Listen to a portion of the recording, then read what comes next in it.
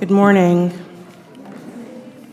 I'd like to invite us into a moment of silence as we begin today, and I'd like to lead you in prayer. Source of life, we gather today with hearts both heavy and hopeful.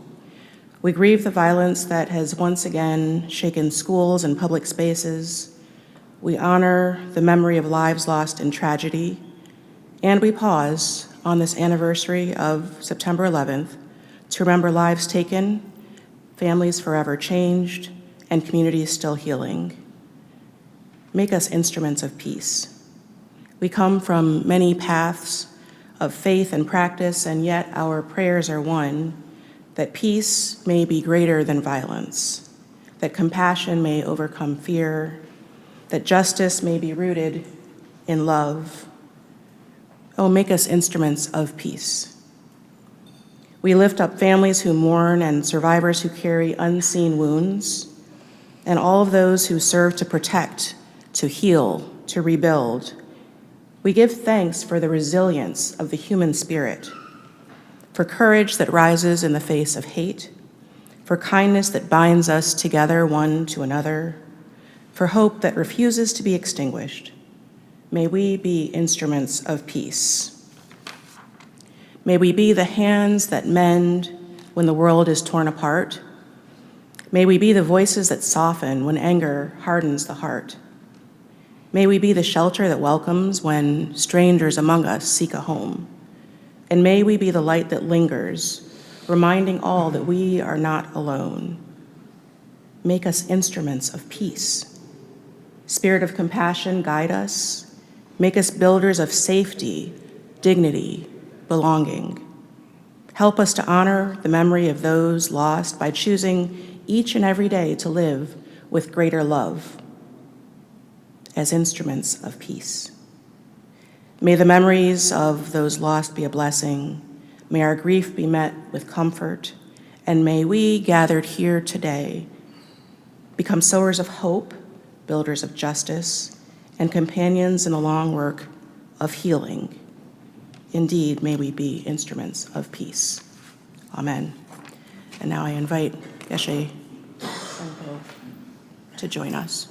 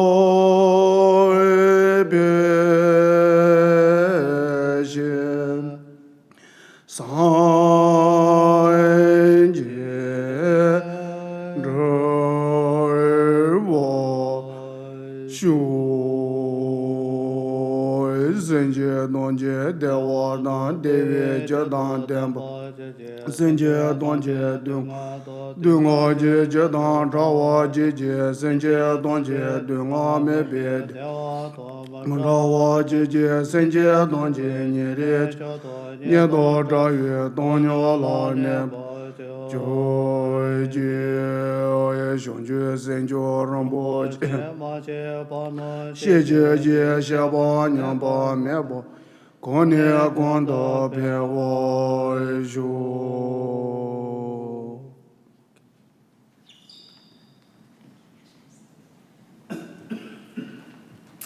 Thank you, Geshes, for the blessing this morning, and Reverend Kirsten for your words and prayer for peace among us.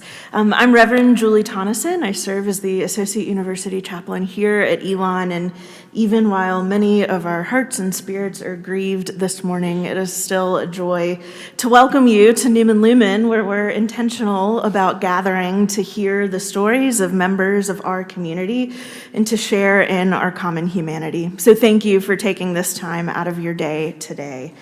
We're going to be hearing from two members of the class of 2026 today, and the first is music from Shreyas Kumar. Shreyas is a senior majoring in music production and recording arts, and he's been singing for about 3 years and playing guitar for about 2, and we're so pleased to welcome him this morning. Shreyas. Well, I've been waking up under planes, blue blossom days, if only damn please would hit me back. No alabaster carvings or faces on a farthing will prevent my head from fading to black. And it feels like falling into the sea from outer space in seconds to me. And I play this chord in days on repeat until they look like harmony. When the river runs dry and the curtain is cold, how will I know if I can't see the bottom? Come up for air and choke on it all. No one else knows that I've got a problem. What if I can't get up and stand tall? What if the diamond days are all gone? And who will I be when the empire falls? Wake up alone and I'll be forgotten.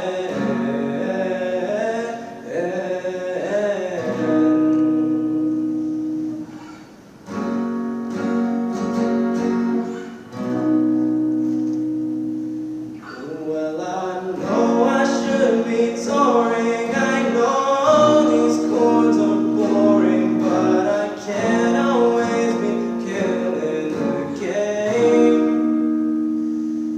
No golden grand pianos or voices from the shadows will do anything but feel the same.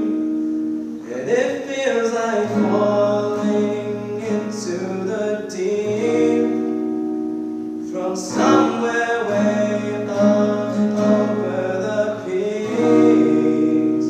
And I play this chord in bass on repeat until the tape runs out on me.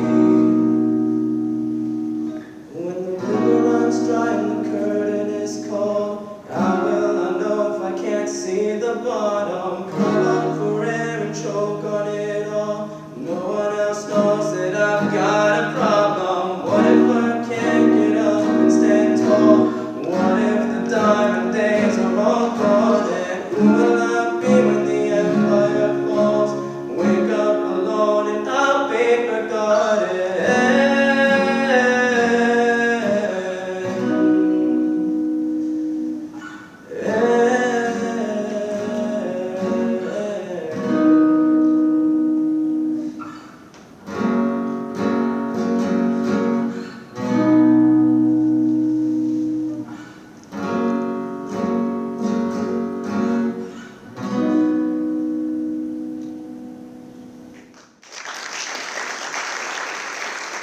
This morning, we're going to be hearing words from Rocco Albano, who is also a member of the class of 2026.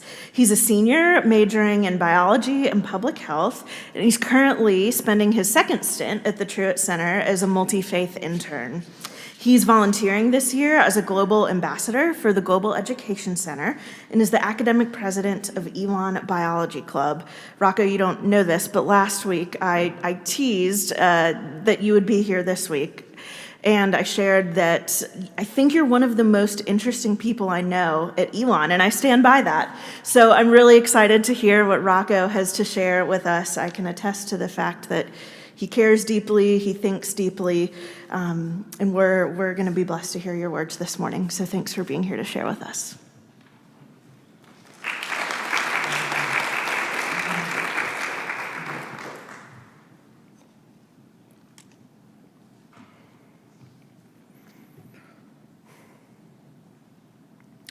The ancient Greek philosopher Heraclitus is often quoted as having said, "No man ever steps in the same river twice, for it is not the same river, and he is not the same man." He opposed the idea that reality existed in a static state of being, instead believing that the world and everything in it was in a state of constant transformation. We are all embroiled in the ongoing process of life, constantly growing, changing, developing, or as later interpreters of Heraclitus would come to call it, becoming. Like a river, becoming flows in many forms.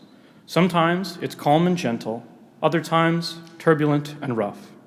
I know that having just started my senior year, it feels like my river has begun to flow a little bit too fast for comfort.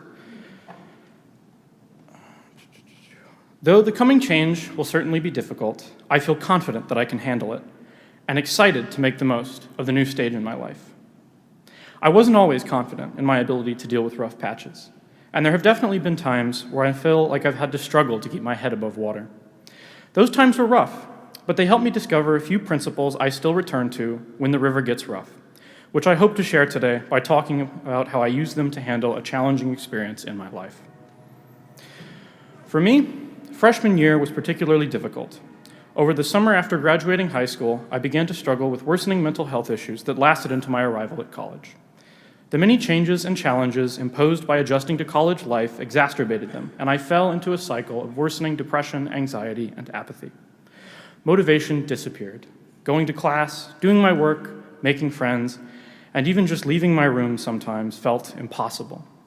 This all fed back into itself. As I watched my grades slip, people have fun without me, and months passed by while I spent most of my time in my room by myself, convinced that I had somehow managed to ruin my college experience in my freshman year. While that time was certainly a very arduous period of my life, freshman me was wrong, and I was able to make it out. With a lot of time, effort, and help from others, I was able to find my footing, learning and incorporating the principles that still guide me today. The first thing I learned was to accept that I cannot change the past. The first semester of freshman year, I struggled a lot academically. I didn't fail any of my classes, but I came pretty close, barely managing to pass a couple of them, thanks to the grace of my professors after explaining what I was dealing with. At that point, I was just grateful to have made it through the semester, but suddenly going from being a straight-A student all through high school to missing classes and failing tests was hard on me. It's easy now, looking back, to say that one bad semester wasn't going to be the end, but at the time it felt like such a tremendous failure that I wasn't sure how I was going to overcome it. By the second semester, I had already resigned myself to total failure, despite the reassurances of friends, my parents, and professors that things were going to be okay.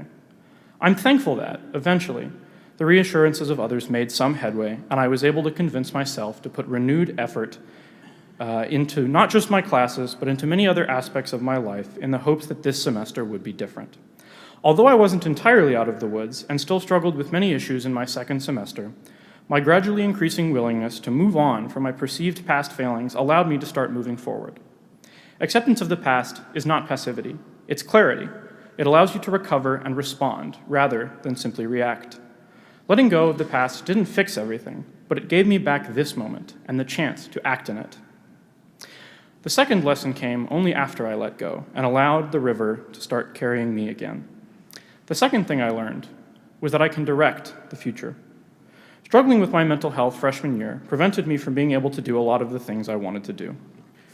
Being on a college campus comes with so many different opportunities for academic, social, cultural, and intellectual engagement. But during that year, I barely participated in any of them. I had seen my peers make friends, join clubs, start research, and do so many other things while I was struggling to make sure I passed all my classes and finished the year. After having time over summer break to be at home, relax, and to spend time reflecting on the previous year, I returned to Elon for my sophomore year, determined to avoid the pitfalls I had faced in my freshman year. I emailed a professor about research. I walked into a club meeting with no one that I knew. I put an event on my calendar, and I kept my promise to myself I would go to it. I knew what I wanted to achieve, but I was unsure how much would be possible with what felt like starting a year behind everybody else. I'm incredibly thankful that I came into sophomore year with the intention that I did, because I can confidently say that the involvements, projects, and most importantly, the friendships I started that year have been the ones that I've stuck with and developed into things that I'm proud of over the past 2 years. I've started my research, joined the leadership of student organizations on campus, and made friendships that I hope to continue after graduation. Looking back, the path to this moment might seem obvious, but it only started because, in my sophomore year, I chose to act with intention, even when I was unsure. That choice let me point my future in the right direction and keep showing up for it today. The course of your own river probably looks different. Maybe your river is calm, a trickle, or maybe it's flooding its banks. Wherever you are, the current still moves. The river keeps moving whether we want it to or not. We can't go back upstream and undo what's already passed, and we can't skip ahead to the bends we haven't yet reached. But we can accept the waters behind us for what they were, and we can steer ourselves with intention towards the future. Each moment of becoming, as Heraclitus understood, is unrepeatable, yet each one is also a chance to choose. You cannot redo yesterday, and you cannot pre-live tomorrow, but you can choose how and with whom you meet it right now. The choice to step fully into this moment, to let it matter, and to let it shape you is what transformed the river's current into a path worth following. Thank you.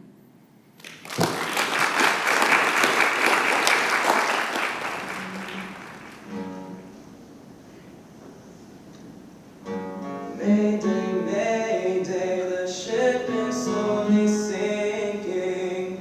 They think I'm crazy.